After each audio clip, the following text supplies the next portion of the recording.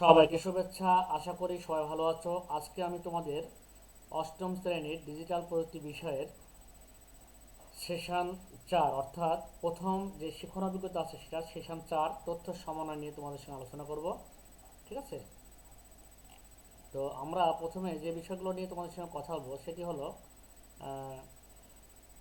Spreadsheet ব্যবহার করে তথ্যের সমন্বয় করা যায়, এটি আমরা আগে জেনেছি। আজকে সরাসরি স্প্রেডশিট ব্যবহার করে উপাত্ত বা ডেটাকে সমন্বয় করা কিছু সহজ নিয়ম অনুসরণ করব। নতুন কিছু ফিচার সম্পর্কে ধারণা নেব। আমরা কঠিন কঠিন গাণিতিক সমস্যার সমাধানও পরবর্তীকালে আমরা করতে পারবো। ইতিপূর্বে আমরা কলাম, রো এবং সেল সম্পর্কে জেনেছি। অর্থাৎ এই যে এই বরাবর যেটা যাচ্ছে সেটা হচ্ছে আমাদের রো, আর এই বরাবর যেটা আমাদের আসছে এই বরাবর যেগুলো হচ্ছে আমাদের প্রত্যেকটা হচ্ছে আমাদের কলাম। আর প্রত্যেকটা ঘরকে বলা হচ্ছে আমাদের এক একটি ঘরকে বলা হচ্ছে আমাদের সেল। রো এবং কলাম সেল সম্পর্কে তোমরা মোটামুটি একটি ধারণা দেখলে, এবং তোমরা যখন নতুন মাইক্রোসফট এক্সেল প্রোগ্রামটা ওপেন করবে মাইক্রোসফট অফিসে, তখন দেখবে এরকম একটি এই যে ঘর, একটি ঘরটাকে বলা হচ্ছে এগুলোকে বলা হচ্ছে আমাদের সেল বলা হয়। প্রত্যেকটা ঘরকে সেল বলা হয়। আর এই যে এই দেখতে পাচ্ছ তোমরা এটাকে বলা হচ্ছে কলাম। আর যদি এভাবে ধরি আমরা, এটাকে বলা হচ্ছে আমাদের সারি। তাহলে কলাম, সারি এবং হচ্ছে সেল সম্পর্কে তোমরা একটু হলেও বিষয়টি বুঝতে পারছো। ঠিক আছে?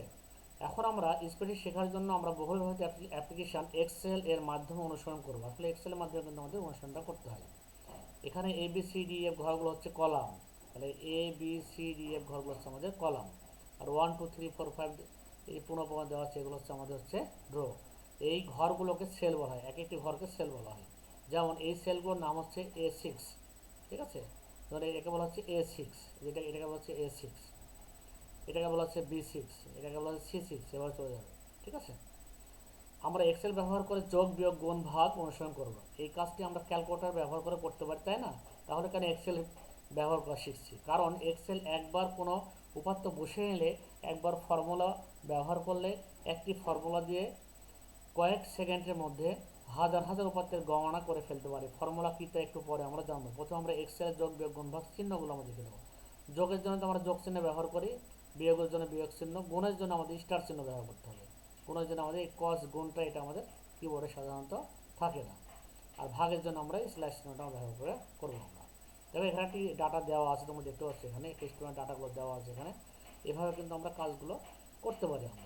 এখানে দেখো ক্লাস 6 এবং অ্যাটেন্ডেন্স দেওয়া আছে, ক্লাস 7 অ্যাটেন্ডেন্স দেওয়া আছে।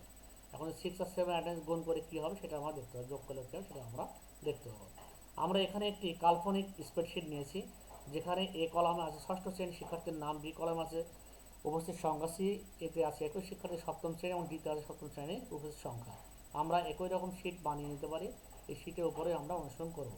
যেমন যোগ যোগ করতে হয় কীভাবে সেটা আমি দেখাচ্ছি। এখানে অনেকগুলো কথা লেখা আছে, তোমরা এগুলো দেখে নেবে। ঠিক আছে?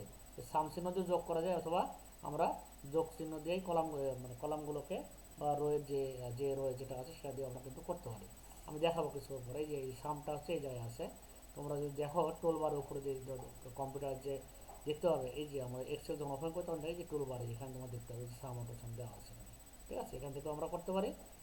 অথবা বলছে যে এখানে আমরা স্টুডেন্টের আমাদের যে চিহ্নগুলো আছে, যোগ সমান সমান চিহ্ন, যোগ চিহ্ন কীভাবে কী করতে হবে এগুলো আমরা দেখাবো, প্র্যাকটিক্যালি আমি দেখাবো, দেখার জন্য ভালো বুঝতে হবে। এখানে কী করছে, অ্যাটেন্ডেন্স ডে দেওয়া আছে এখানে। ঠিক আছে? এখানে বি5, বি মানে কি আসলে, যে এটা হচ্ছে B5 মানে হচ্ছে 1 2 3 5, যে এটা 99, B5। আবার কি আছে +D5, তাই ডি এ চলে আসবো আমি। 5 কোনটা, 5 হবে, এটা যোগ করেছি, আমার গুণ করতে হবে, ভাগ করে সব করতে হবে, এটা ভাগ হয়ে যেত। আবার যদি এখানে স্টার চিহ্ন হতো তাহলে গুণ হয়ে যেত, বিয়োগ দিলে বিয়োগ হয়ে যেত। ঠিক আছে? আমি দেখাবো এখন এই ফর্মুলা কীভাবে কাজ করে। তোমরা আসলে এভাবে বুঝতে পারবে না, না দেখালে এগুলো বোঝা একটু তোমার জন্য কঠিন হয়ে যাবে। ঠিক আছে? তো এখন যে বিষয়টি হলো সেটি আমরা দেখবো এখন। এখানে বিয়োগ, গুণ, ভাগ, যোগ, গুণ, ভাগ দেখছো, বিয়োগ, গুণ, ভাগ চিহ্ন, যোগ, বিয়োগ, গুণ, ভাগ, এই 4টি চিহ্ন আমরা সাধারণত ব্যবহার করি। আমাদের 1 নম্বরে যে বিষয়টি বলা হয়েছে, দেখো যে এই ষষ্ঠ শ্রেণী থেকে সপ্তম শ্রেণী উপস্থিত পার্থক্য কত। ঠিক আছে? উপস্থিতির পার্থক্য, ফর্মুলাটি হবে B2 + D2 ইন্টার ফলাফল 2 আসবে। দেখো B2, তারপর বি মানে কি, এখানে B2 মানে কোনটা, এই যে 2 এর ঘর, এটা হচ্ছে আমাদের B2। ঠিক আছে? তারপরে কি দেওয়া হচ্ছে আমাদের D2 দেওয়া, তাহলে ডি এর ঘর এটা, তাহলে D2 এটা। এখন বলছে যে এটা উপস্থিতির সংখ্যা, এটা উপস্থিত পার্থক্য কত। তাহলে আমরা এখানে যদি 104 থেকে যদি 102 বিয়োগ করি, তাহলে কিন্তু আমার পার্থক্য 2 বের হয়, তাই কিন্তু আমার 2 বের হয়ে আসছে এখানে। তো আসলে এই বিষয়গুলো আমরা দেখবো আমরা। দেখো আমি একটা এক্সেল শিট বানিয়ে রাখছি এখানে। এখানে আমি আগে ডাটাগুলো তুলে রেখেছি সময় স্বল্পতা যাতে হয় সেজন্য। এখানে দেখো এই যে এই ঘর আর এই ঘরে যে বিয়োগ করতে হয় আমাদের খুব সহজ। আমরা এখানে ক্লাস 6 যেমন গুণ লিখছি, এখানে বিয়োগ লিখতে হয়, সবই করতে পারি। দেখো আমরা এখানে যা করবো সেটা সমান সমান দিলাম, দিয়ে আমরা এইটা নিলাম, নিয়ে আমরা এখানে একটা বিয়োগ চিহ্ন দিলাম কিবোর্ড থেকে, দিয়ে এইটা দিলাম, ঠিক আছে, দিয়ে ইন্টার দিলাম, দেখো বের হয়ে গেল 2, ঠিক আছে। এইভাবে যদি আমরা এখানে টান দিই, দেখো পরেরটা ঘর সবগুলো আমার বিয়োগগুলো কিন্তু বের হয়ে যায়, দেখছো। এটা হচ্ছে এক্সেলের সুবিধা আমাদের। হ্যাঁ, প্রত্যেকটা যে এখান থেকে এখানে যে বিয়োগটা সবগুলো বের হয়ে যাবে। এইটা এমন একটা জিনিস যে তোমরা যখন এই বিষয়গুলো যখন দেখবে তোমাদের জন্য খুবই মানে সুবিধা হবে, ঠিক আছে। এগুলো এমন একটা জিনিস যে এখানে দেখো আমি প্রথমে কী করলাম, যে আমি এটা 104 থেকে 102টা বিয়োগ করছি, সূত্র কিন্তু তাই আছে কিন্তু, ঠিক আছে। তারপরে 107 থেকে 104, 201 থেকে 122 সবগুলো বিয়োগ অটোমেটিক হয়ে গেল। কীভাবে হলো তোমার তো আমি দেখালাম যে কীভাবে হলো এটা। যখন আমরা এখান থেকে যখন টান দেবো, যখন আমরা এই পুরোটা এখান থেকে আমাদের হয়ে যাবে সবগুলো। এটাই তো মজা, এক্সেলের মজা হচ্ছে এটাই, যে এক্সেলে আমরা একটা কাজ একজনের কাজ করলে আমরা সেই সূত্র দিয়েই অনেক মানুষের কাজগুলো আমরা করতে পারি আমরা, ঠিক আছে। তাহলে আমরা এখানে কী করেছিলাম, সূত্র রেখেছিলাম কি আমরা এখানে, এই যে D2 মাইনাস হচ্ছে B2 লিখে এখানে আমাদের প্লাস চিহ্ন আসছে, প্লাস চিহ্ন ধরে আমরা আস্তে আস্তে সবগুলো টান দিচ্ছি, তখন সব ধরনের ক্যালকুলেশন আমাদের হয়ে যাচ্ছে। কি মজা এটা। গুণ যদি করি গুণটাও তাই সেরকমই হবে। তোমাদের একটু গুণটা দেখাই আমি তো উপরে গুণ লিখে রাখছি এখানে। এখানে আমি এগুলো সবগুলো একটু ডিলিট করে দিলাম এগুলো। এখানে একটা গুণ দেখাবো, ঠিক আছে। গুণ করতে হলে কী করতে হবে আমাদের, দেখো যে যদি এইটা দিয়ে যদি এটা গুণ করে তাহলে কি B2, তাহলে B2 অথবা লিখে দিই সমান সমান দিতে হবে, ঠিক আছে। সমান সমান দিয়ে আমি কী করবো, গুণ করবো কার সাথে, যে ধর B2-র সঙ্গে, তাহলে গুণ করতে হলে আমাদের কিবোর্ডে আমাদের এই চিহ্নটা দিতে হবে, স্টার চিহ্ন দিতে হবে, দিয়ে এইটা দিয়ে আমি যখনই এখানে ইন্টার দেবো আমি দেখবে আমার গুণটা কিন্তু হয়ে গেল, ঠিক আছে। 10,608 দেখো বইয়ে কিন্তু এটা করা আছে, কিন্তু তোমরা একটু লক্ষ্য করে দেখতে হবে। এই যে গুণটা কিন্তু করা আছে, আমি দেখলাম কোথায় কিন্তু গুণটা করা আছে এখানে। এই যে এখানে এখানে তো যোগ দেওয়া আছে, একটা করে দেওয়া ছিল এখানে, এই যে এটা ক্যালকুলেশন করে কিন্তু এটা দেওয়া আছে, দেখছো, এই যে দেওয়া আছে। এইভাবে কিন্তু একটা আমরা ক্যালকুলেশন করলাম এইটার, বাট আমাদের বাকি সবগুলো ক্যালকুলেশন আমরা কিন্তু পেয়ে যাচ্ছি। এটা হচ্ছে এক্সেল একটি সুবিধা, ঠিক আছে। তো আমাদের এখানে যে বিষয়টি একটু গ্যাপ ছিল সেটা হলো 2 নম্বরে যেটা বলছিল যে স্টুডেন্ট 1-এর উপস্থিতির সাথে সপ্তম শ্রেণীর স্টুডেন্ট 10-এর উপস্থিতি গুণ করো, ঠিক আছে। স্টুডেন্ট 1, তাহলে স্টুডেন্ট 1-এর উপস্থিতির সাথে, তাহলে স্টুডেন্ট 1-এর উপস্থিতি কত ছিল আমাদের, দেখো স্টুডেন্ট 1-এর উপস্থিতি 102, এটার সঙ্গে গুণ করবো 102 মানে কি হচ্ছে B2, তাহলে B2 এর সঙ্গে আমি কী গুণ করবো, আমি স্টুডেন্ট 10-এ উপস্থিত গুণ, তাহলে স্টুডেন্ট 10-এ উপস্থিত গুণ, তাহলে কত আছে এইটা, কথা বলতে B2 গুণ হচ্ছে আমাদের হচ্ছে B10 বা B11, 11 আছে 11 হবে। তো আমাদের এখানে যে কাজটা আমরা করবো সেটা এখানে বলছে যে স্টুডেন্ট 1-এর উপস্থিতির সাথে সপ্তম শ্রেণীর স্টুডেন্ট 10, তো সপ্তম শ্রেণীতে স্টুডেন্ট 10 কি আছে, এই যে স্টুডেন্ট 10 সপ্তম শ্রেণী আছে হলো এই যে 92, এইটা, তাহলে এটা হচ্ছে D2, এটা সপ্তম শ্রেণীর স্টুডেন্ট, ঠিক আছে। আর আমাদের হচ্ছে এই যে 10 মানে হচ্ছে 10 রোটা, 10, তাহলে আমাদের 104-কে 92 গুণ করলে আমাদের হয়ে যাবে।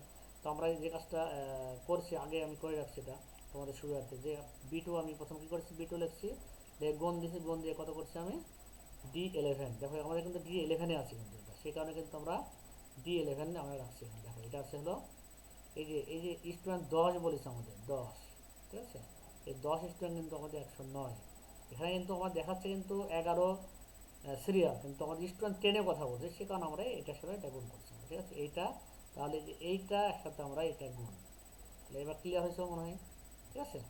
এভাবে কিন্তু কাজগুলো করা যায়। তাহলে আমাদের এটা হয়ে গেল 3 নম্বর। আমাদের কি বলছে যে স্টুডেন্ট 9-এর ষষ্ঠ শ্রেণীর 9 এর উপস্থিতি 10 দ্বারা ভাগ করলে ভাগফল কত হবে। তাহলে আমরা চলে যাব হচ্ছে কি ষষ্ঠ শ্রেণীর, ঠিক আছে।